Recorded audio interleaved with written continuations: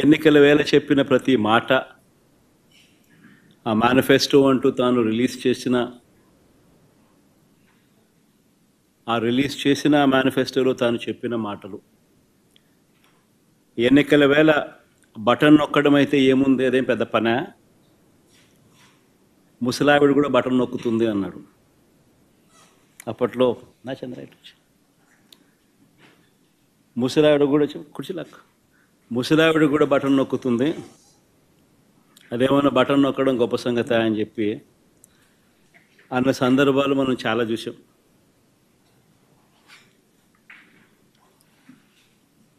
అంతటితో ఆగిపోకుండా సూపర్ 6 అన్నాడు, సూపర్ 7 అన్నాడు. ఏకంగా మేనిఫెస్టోలో 143 ప్రామిసెస్, 143 హామీలను ఎన్నికల మేనిఫెస్టోలో తాను చేర్చాడు. ఇంటింటికి దాన్ని ప్రచారం చేశాడు. ఎన్నికల వేళ చంద్రబాబు నాయుడు గారు ఆయన పార్టీ ఎమ్మెల్యేలను పార్టీ కార్యకర్తలను ఆయన చంద్రబాబు నాయుడు గారు ప్రతి ఇంటికి పంపించేటప్పుడు ఆ ఇంటికి వెళ్ళి ఆ ఇంట్లో చంద్రబాబు నాయుడు గారు మన మాటలు బహుశా ఎప్పటికీ కూడా ఎవరు కూడా మర్చిపోరేమో. చిన్నపిల్లలు కనపడితే నీకు 15,000, నీకు 15,000, నీకు 15,000.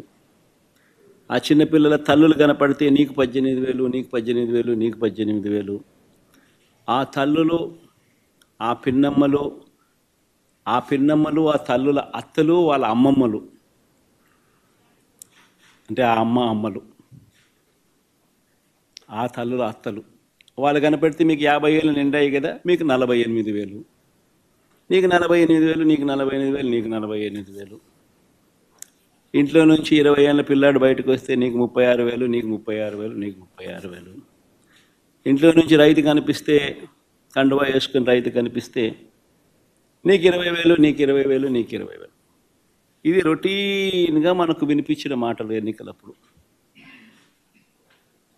ఈనాడు చూసినా, ఆంధ్రజ్యోతి చూసినా, TV5 చూసినా, వాళ్ళ ఇళ్ళట్లో నుంచి వచ్చే మాటలు విన్నా, ప్రతి ఇంట్లో రొటీన్గా కూడా ఇవన్నీ కూడా మనకు వినిపించే మాటలు.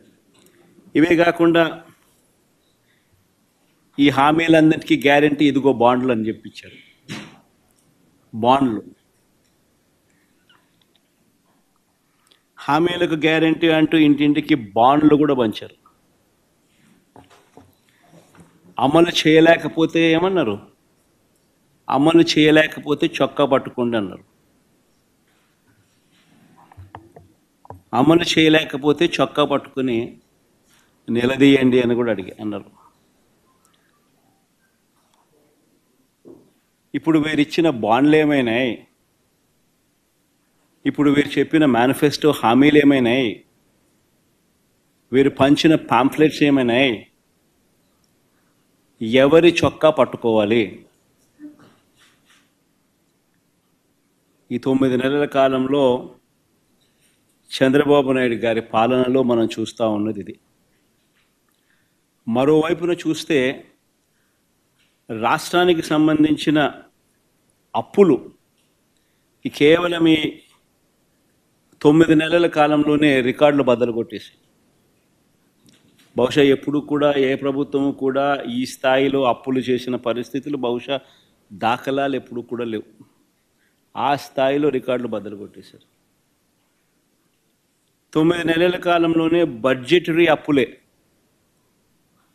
అంటే with in the purview of FRBM పరిధిలోకి వచ్చే బడ్జెటరీ అప్పులు, అంటే public account and public debt అప్పులే అక్షరాల ఈ 9 నెలల కాలంలో 80,827 కోట్లు.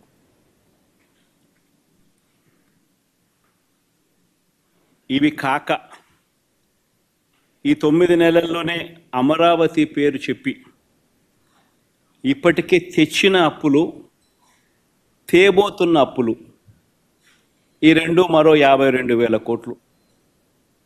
World bank and ADB, Asian development bank, world bank నుంచి 15,000 కోట్లు, KfW జర్మనీ నుంచి 5,000 కోట్లు, హుడ్కో నుంచి 11,000 కోట్లు, CRDA ఏకంగా కమిట్ అయిన అప్పులు, అంటే కమిట్ అయినారు మరో 21,000 కోట్లు మేము రేస్ చేస్తామని చెప్పి. సో చేసిన అప్పులు, చేయబోతా ఉన్న అప్పులు, రాజధాని పేరు చెప్పి మరో 52,000 కోట్లు. ఇవి కాక మార్క్ఫెడ్,